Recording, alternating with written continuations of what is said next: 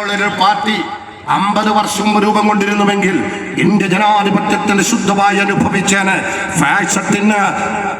കാലൂന്നാൻ പറ്റാത്ത മണ്ണായി മാറിയേനെ എന്ന് വിചാരിക്കുന്ന നിഷ്കളങ്കരായ എൻ്റെ പ്രിയപ്പെട്ടവരോട് പറയുന്നു, 25 കൊല്ലം കഴിയുമ്പോൾ ഇന്ത്യൻ ജനത പറയണം, മലപ്പുറത്തിന്റെ മണ്ണിൽ, കൊല്ലത്തിന്റെ മണ്ണിൽ, ബീഹാറിന്റെ മണ്ണിൽ, സംഘപരിവാർ ഭരിക്കുന്ന രാജസ്ഥാന്റെ മണ്ണിൽ രാജ്യവ്യാപകമായി ഇതിന്റെ സാധാരണക്കാരായ പ്രവർത്തകർ കടന്നു കയറി ചെന്ന് ജനാധിപത്യത്തെ കുറിച്ച് സംവദിച്ച് ഭരണഘടന പരിചയപ്പെടുത്തി ഭയാശങ്കയിൽ കഴിഞ്ഞവർക്ക് നിർഭയത്വം പകർന്നു കൊടുത്ത് വഴിമുട്ടി നിൽക്കവർക്ക് രാഷ്ട്രീയമായി വഴികാട്ടികളായി വർത്തിച്ച് ഇന്ത്യ രാജ്യത്തിന്റെ രാഷ്ട്രീയ ഭാഗതയും നിർണ്ണയിക്കാൻ നമുക്ക് ഉത്തരവാദിത്തമുണ്ട് എന്നവരെ ബോധ്യപ്പെടുത്തി ഈ ജനാധിപത്യ പ്രക്രിയയിൽ അടിമത്തമല്ല വേണ്ടത്, ആലോചനാപൂർവ്വം ഇടപെട്ടുകൊണ്ട് നാം ഒരു സംഘടിത ശക്തിയായി മാറണമെന്ന ആ ഒരു അടിസ്ഥാന രാഷ്ട്രീയം പരിചയപ്പെടുത്തിയതുകൊണ്ട് മാത്രമാണ് ഇന്ന് നമുക്കിവിടെ ജീവിക്കാൻ കഴിയുന്നത്,